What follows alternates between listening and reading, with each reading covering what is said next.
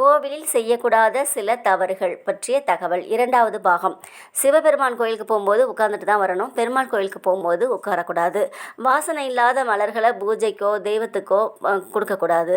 மண் விளக்கை நம்ம விளக்கேற்றும் போது அதை சுத்தமாக கழுவிட்டு அப்புறம் சந்தன குங்குமம் வச்சுட்டு தான் ஏற்றணும். கிரகண காலத்தில் கிரகணம் முடிஞ்ச பிறகு தலைக்கு குளிச்சுட்டு தான் கோவிலுக்கு போகணும். புண்ணிய தீர்த்தங்களை பார்த்த உடனே கால் வைக்கக்கூடாது. அதை தீர்த்தத்தை எடுத்து தலையில் தெளிச்சுக்கிட்டு, அதாவது புரோட்சனம் பண்ணிக்கிட்டு தான் கால் வைக்கணும். அதுக்கப்புறம் கோவிலை வேகமாக சுற்றி வரக்கூடாது, பேசிக்கிட்டே வரக்கூடாது.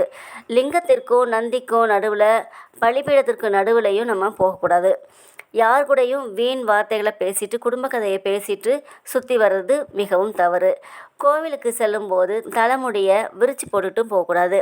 கோவிலில் கொடுக்கக்கூடிய விபூதி குங்கும பிரசாதத்தை நெத்திக்கு வச்ச பிறகு சுவர்கள்லேயும் தூண்கள்லேயும் போடக்கூடாது. அது மிக பெரிய தவறு.